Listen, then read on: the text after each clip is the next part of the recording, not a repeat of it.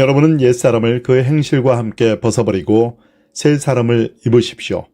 이 새 사람은 자기를 창조하신 분의 형상을 따라 끊임없이 새로워져서 참 지식에 이르게 됩니다. 골로새서 3장 9절 10절. 부활주일 옷차림에 신경을 쓰는 것은 전적으로 적절합니다.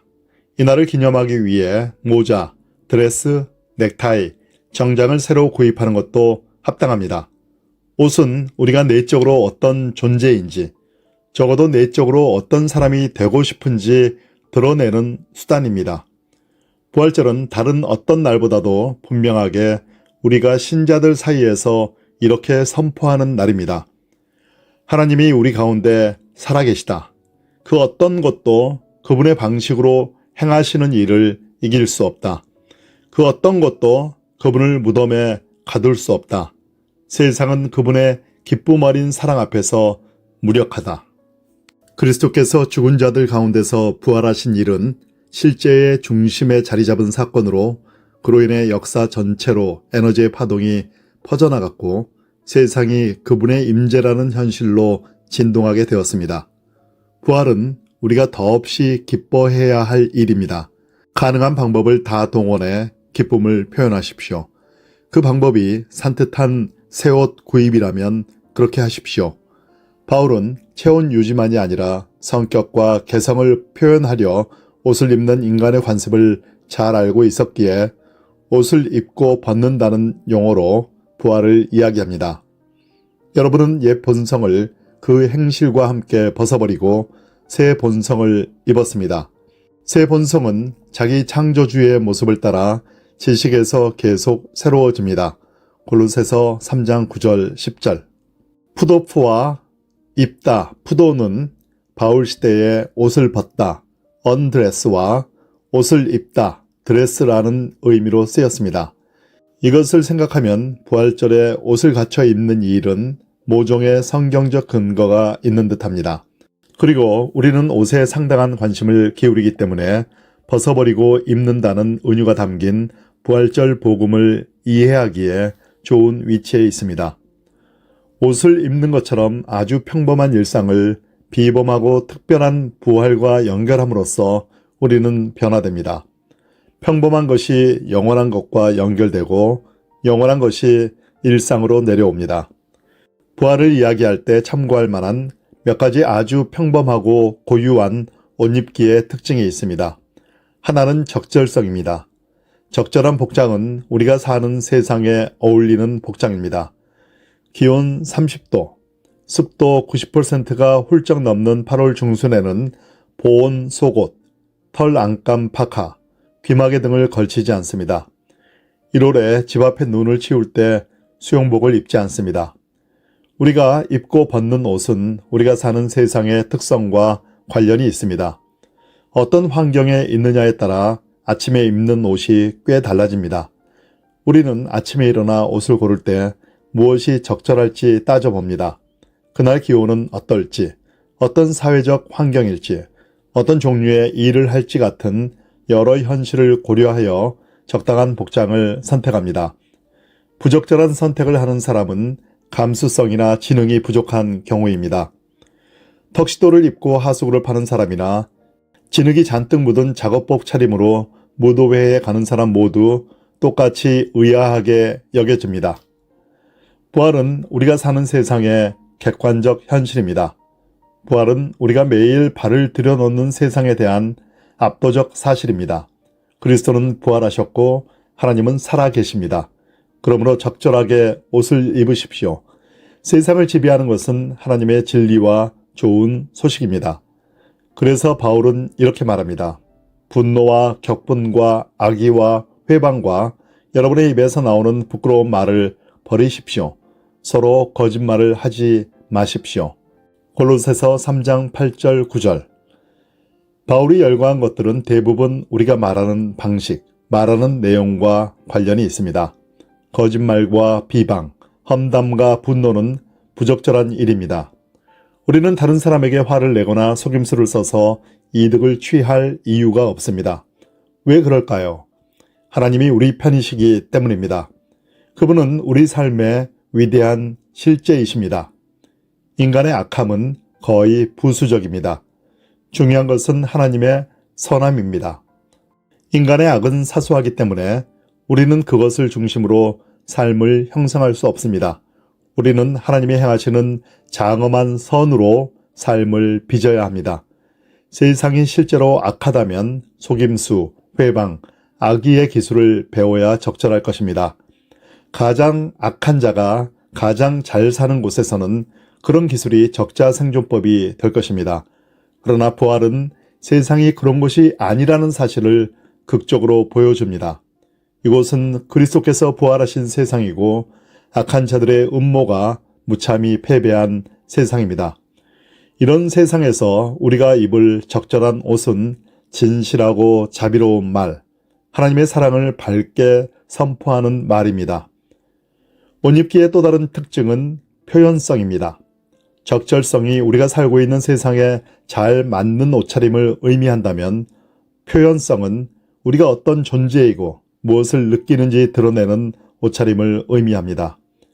자기 표현을 위해 복장을 사용하는 과정에는 많은 문화적, 사회적 제약이 따르지만 이런 제약 안에서도 우리가 할 수 있는 일은 많습니다. 이곳에서 북쪽으로 1시간 정도 운전해서 아미시 지역을 방문하면 우리와 아주 다르게 입는 사람들을 볼 수 있습니다. 그들은 복장을 통해 세상에 대한 자신들의 확고한 가치관을 표현합니다. 지금부터 몇 달 후면 전당대회가 열리는데 참가자들은 개인적인 정치적 신념을 표현하는 것 말고는 실용적 쓸모가 전혀 없는 모자를 쓰고 있을 것입니다. 우리는 뭔가 축하하고 싶은 기분이 들면 흔히 기분을 표현할 옷을 찾으려고 노력합니다. 엄숙하거나 슬픈 기분이 들 때도 옷으로 표현하려는 경우가 많습니다. 부활은 우리 내면의 현실을 만들어냅니다. 바울은 너희가 그리스도와 함께 다시 살리심을 받았으면 위의 것을 찾으라. 거기는 그리스도께서 계시느니라 라고 말합니다. 부활은 외부 세계에서 일어난 일일 뿐만 아니라 하나님의 은혜에 믿음으로 반응하는 그리스도인 안에서 재현되는 일이기도 합니다. 하나님의 사랑에 대한 반응은 모든 사람의 삶의 내적 실체를 규정합니다. 복음에 합당한 반응은 그 사랑의 예라고 대답하는 것입니다. 그리고 그런 반응이 우리 내면의 실체라면 우리는 그에 맞게 옷을 입어야 하고 내면의 이 개인적 부활을 어느 정도 표현해야 합니다. 바울은 말합니다. 그러므로 땅에 속한 지체의 일들, 곧 음행과 더러움과 정욕과 악한 욕망과 탐욕을 죽이십시오. 탐욕은 우상 숭배입니다. 골로새서 3장 5절. 이 목록에 있는 모든 것은 사람들 사이의 친밀한 관계 또는 관계의 파괴와 관련이 있습니다. 만약 내면의 생명이란 것이 없고 부활이 존재하지 않는다면 친밀함을 나누고 배려하고 사랑할 능력 또한 거의 찾아볼 수 없을 것입니다. 우리 안에 생명이 없다면 이기적으로 움켜쥐고 수단 방법을 가리지 않고 타인을 이용하고 다른 사람들을 희생시켜 우리 삶을 구축하기 위해 뭐든지 차지하는 것이 옳을 것입니다. 그러나 우리가 그리스도와 함께 다시 살리심을 받았고 하나님께서 우리 안에 새 생명을 창조하셨다면 우리는 전혀 다른 옷을 입을 수 있습니다. 그러므로 여러분은 하나님의 택하심을 입은 사랑받는 거룩한 사람답게 동정심과 친절함과 겸손함과 온유함과 오래 참음을 옷 입듯이 입으십시오. 누가 누구에게 불평할 일이 있더라도 서로 용납하여 주고 서로 용서하여 주십시오. 주님께서 여러분을 용서하신 것과 같이 여러분도 서로 용서하십시오. 이 모든 것 위에 사랑을 더하십시오. 사랑은 완전하게 묶는 띠입니다. 골로새서 3장 12절, 13절, 14절. 부활은 강렬한 인격적 경험입니다. 그 경험을 통해 사람은 하나님이 자기 안에 새 생명을 창조하셨고 그 생명은 타인과 나눌 수 있는 것임을 발견합니다. 부활 생명을 드러내는 옷은 사랑, 용서, 친절의 선을 따라 재단됩니다. 옷 입기의 또 다른 특성은 반복입니다.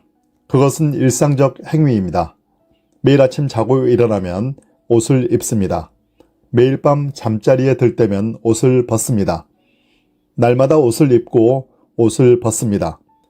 이 행위가 거의 습관적이자 일상적으로 이루어지다 보니 매일 끊임없이 선택하고 있다는 사실이 잘 드러나지 않습니다. 아침에 신발을 신을 때 선택해야 합니다.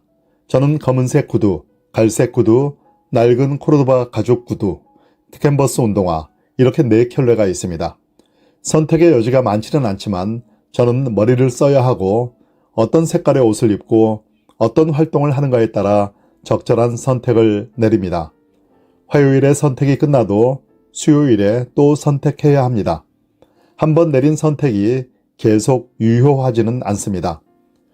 부활은 이런 일상성의 한 자리를 차지합니다. 우리는 그리스도와 그분의 부활을 지지하는 선택을 내리고 그 선택은 우리 삶의 근본적 방향을 정합니다. 그러나 남은 시간 동안 결정이 쭉 면제되는 것은 아닙니다. 우리는 아주 다양한 방식으로 부활을 입을 수 있습니다. 정신을 차리고 헌신된 사람이 되어야 주어진 순간에 입을 옷의 특정한 스타일을 잘 결정할 수 있습니다. 바울은 우리가 새 본성을 입었고 새 본성은 자기 창조주의 모습을 따라 지식에서 계속 새로워진다고 말합니다. 이 부활 생명은 정적이지 않습니다. 한번 입고 나면 끝이 아닙니다. 이것은 자기 창조주의 모습을 따라 지식에서 계속 새로워집니다. 발전, 확장, 스타일의 변화가 있습니다. 일관되게 부활이지만 여러 결정에 따라 그날 달라지는 상황에 맞게 달리 표현됩니다. 앞에서 저는 오늘 설교의 도입부가 될 만한 사건이 두어 시간 전에 여러 가정에서 실제로 있을 거라고 말했습니다. 이제 여러분이 이 자리를 떠나고 몇 분 내에 설교의 결말부를 실행에 옮긴다고 생각해 봅시다. 그러면 교회 현관홀에 마법의 거울들이 있다고 상상해야 합니다. 예배당을 나서서 마법 거울이 쭉 늘어선 현관 복도를 걸어가면 그 거울들에 여러분의 모습이 비칠 것입니다. 현재 외모가 아니라 부활의 현실이 반영된 모습입니다. 부활의 현실을 반영하여 마법의 거울들에 비친 옷차림은 여러분의 인격에서 감지된 실제 모습 하나하나에 대응할 것입니다. 진한 색 좁은 넥타이를 맨 남자들이 그 거울에서는 광택이 도는 비단을 가슴에 풍성하게 늘어뜨린 모습일 수도 있습니다. 반듯하고 단정한 모자를 쓴 여성들이 자기 머리에 화려한 탑처럼 쌓아 올려진 꽃들을 보고 놀랄지도 모릅니다. 우리는 그리스도에 대한 신앙을 하나님이 살아계신 이 세상에서 행위로 드러내야 합니다. 그런가 하면 여기 있는 일부 사람들의 밝고 알록달록한 옷들은 마법의 거울에 녹갈색으로 칙칙하게 비칠 수도 있습니다. 그 옷들은 그들에게 없는 현실을 존재하는 것처럼 내세우는 위장이었던 것입니다. 저는 여러분이 오늘 아침 교회에 나올 때 무엇을 입기로 결정했는지, 지금 무엇을 입고 있는지에는 관심이 없습니다. 제 관심은 여러분이 여기서 나가실 때 무엇을 입는지에 있습니다. 교회를 나설 때 우리가 무엇을 입고 있는지 마지막으로 점검합시다. 오늘의 중요한 사실은 예수 그리스도의 부활입니다. 그분은 살아계시고 우리를 위해 살아계십니다. 우리 앞에 있는 중대한 결정사항은 이것입니다. 그분의 사랑의 행위와 승리의 삶을 우리 자신의 것으로 받아들일 것인가? 그분이 우리 안에 사시도록 허락할 것인가? 우리는 올바른 옷을 입고 있습니까? 우리의 말과 행동과 가치관과 목표가 그분의 실체를 드러내고 있습니까? 혹시 잘못된 옷을 입고 있다면 아직 갈아입을 시간이 있습니다. 여러분의 교회를 탈의실로 삼으십시오. 그래서 올바른 부활절 의상을 갖춰 입고 교회 문을 나서도록 하십시오. 여러분은 옛 본성을 그 행실과 함께 벗어버리고 새 본성을 입었습니다. 새 본성은 자기 창조주의 모습을 따라 지식에서 계속 새로워집니다. 골로새서 3장 9절, 10절, 11절.